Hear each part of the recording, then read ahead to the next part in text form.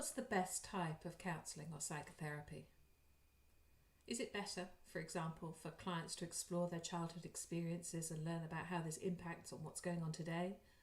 Or to try and focus on their here and now thoughts and behaviours with the hope of making changes? What, in effect, is the best way to help? A pluralistic approach to counselling and psychotherapy begins from the premise that this is the wrong question to be asking. Instead, our starting point is that different clients may need different things at different points in time, so there's no one right therapy and no one wrong one.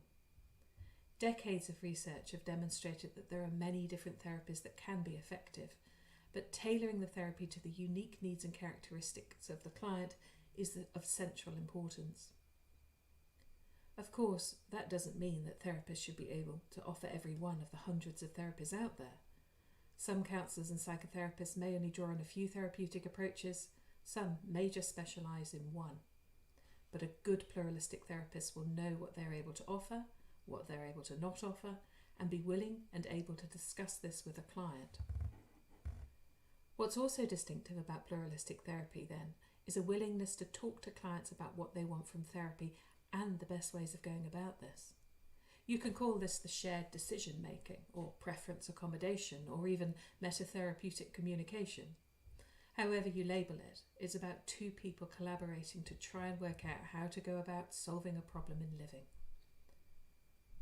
So, while it's not that pluralistic therapists will always put the responsibility on clients for deciding what to do in therapy, they do want to hear what clients want. If a client, quite understandably, isn't sure where to go, a pluralistic therapist will always be happy to make suggestions and maybe take the lead for a bit. But they're always open to feedback and to discussing and exploring with clients what's going to work best for them. And if a therapist and client feel that together they're not a great fit, the therapist will be happy to discuss options for onward referral to someone or maybe something more helpful. This pluralistic practice website is a central hub for information and resources about the pluralistic approach to counselling and psychotherapy. It's run by the people who've developed the approach, and although the site is primarily orientated towards counsellors and psychotherapists, there's also a lot here that should be of interest to clients and other lay people and professionals. Among other things, we've got blogs, videos, links to articles and information about training as a pluralistic practitioner.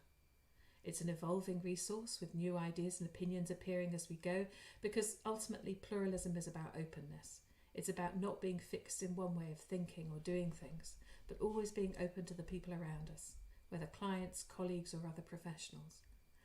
That means that while a pluralistic therapist will have lots of ideas about how to help a client and the skills and training to do so, there's also a willingness to listen, learn and be flexible in their approach. Pluralism ultimately recognises and celebrates diversity in all of us, the unique people that we are and the unique contributions we can all make to our communities and to the world around us. So welcome to the pluralistic community.